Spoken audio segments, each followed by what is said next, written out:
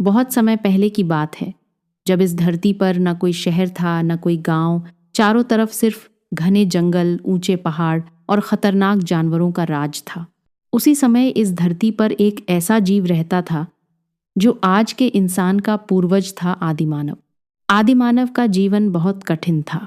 उसके पास न कपड़े थे, न पक्का घर और न ही कोई साधन।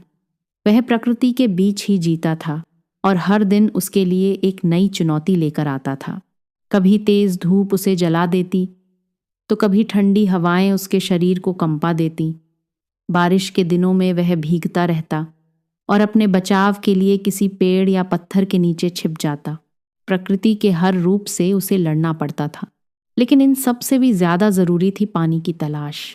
प्यास बुझाने के लिए उसे नदियों और झरनों को ढूंढना पड़ता था। कई बार उसे लंबी दूरी तय करनी पड़ती और कई बार उसे खाली हाथ लौटना पड़ता। भूख उसकी सबसे बड़ी दुश्मन थी। वह पेड़ों से फल तोड़ता, जमीन से कंद मूल निकालता और जब कुछ नहीं मिलता तो छोटे जानवरों का शिकार करने की कोशिश करता।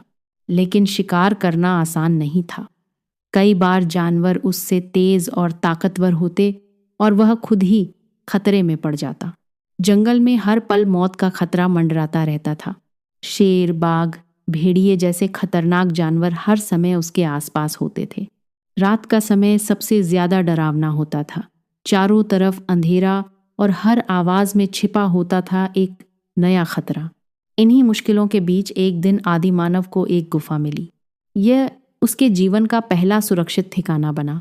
गुफा ने उसे बारिश, ठंड और जानवरों से कुछ हद तक बचाया। धीरे धीरे उसने समझ लिया कि यह जगह उसके लिए सबसे सुरक्षित है। एक दिन अचानक आसमान में तेज बिजली कड़की और जंगल में आग लग गई। आदिमानव पहले तो डर गया, लेकिन फिर उसने देखा कि आग से जानवर दूर भाग रहे हैं। वह धीरे धीरे आग के पास गया और उसे समझ में आया कि यह चीज उसके लिए फायदेमंद हो सकती है। आग की खोज ने उसके जीवन को पूरी तरह बदल दिया। अब उसे अंधेरे से डर नहीं लगता था, ठंड से राहत मिलने लगी और सबसे बड़ी बात, वह खाना पका सकता था। पका हुआ खाना उसे ज्यादा ताकत देता था। समय बीतता गया और आदिमानव ने एक और महत्वपूर्ण बात सीखी। अकेले रहना मुश्किल है, इसलिए उसने दूसरे लोगों के साथ मिलकर रहना शुरू किया।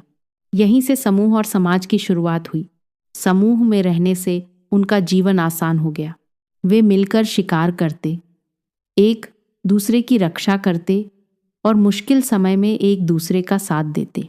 धीरे धीरे उन्होंने इशारों और आवाज़ों के जरिए बात करना शुरू किया।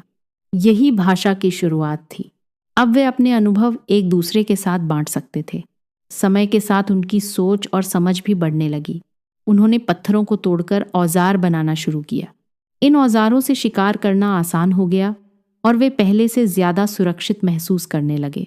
ठंड से बचने के लिए उन्होंने जानवरों की खाल का उपयोग करना शुरू किया। अब उनका जीवन पहले से थोड़ा बेहतर हो गया था। लेकिन आदिमानव सिर्फ जी ही नहीं रहा था, वह सोच भी रहा था। गुफाओं की दीवारों पर उसने चित्र बनाना शुरू किया। ये चित्र उसके जीवन की कहानी थे, शिकार की, डर की और उसकी भावनाओं की। रात के समय वे सभी आग के आसपास बैठते और अपने अनुभव साझा करते। यहीं से कहानियों की शुरुआत हुई। धीरे धीरे उनके बीच रिश्ते बनने लगे, दोस्ती होने लगी और एक दूसरे के प्रति भरोसा बढ़ने लगा। यह इंसानियत की पहली झलक थी। आदिमानव ने प्रकृति को समझना भी शुरू किया। वह सूरज और चांद को देखकर समय का अंदाजा लगाने लगा, मौसम के बदलाव को पहचानने लगा। यह ज्ञान उसके जीवन को और आसान बनाने लगा। समय के साथ ये छोटे छोटे बदलाव एक बड़े परिवर्तन की शुरुआत बने। आदिमानव अब सिर्फ जिंदा रहने के लिए नहीं लड़ रहा था, बल्कि एक बेहतर जीवन की ओर बढ़ रहा था। आज हम जिस आधुनिक दुनिया में जी रहे हैं, वह उसी आदिमानव की मेहनत और संघर्ष का परिणाम है। अगर उसने उन कठिन परिस्थितियों में हार मान ली होती, तो शायद आज का इंसान कभी अस्तित्व में ही नहीं आता। इसलिए ये कहानी हमें एक बहुत बड़ी सीख देती है। चाहे हालात कितने भी मुश्किल क्यों ना हो, अगर इंसान हिम्मत नहीं हारता तो वह हर समस्या को पार कर सकता है। क्योंकि हम उसी आदिमानव के वंशज हैं जिसने हर मुश्किल से लड़कर यह दुनिया बनाई है। इसलिए कभी हार मत मानो, क्योंकि इंसान कभी हारने के लिए नहीं बना।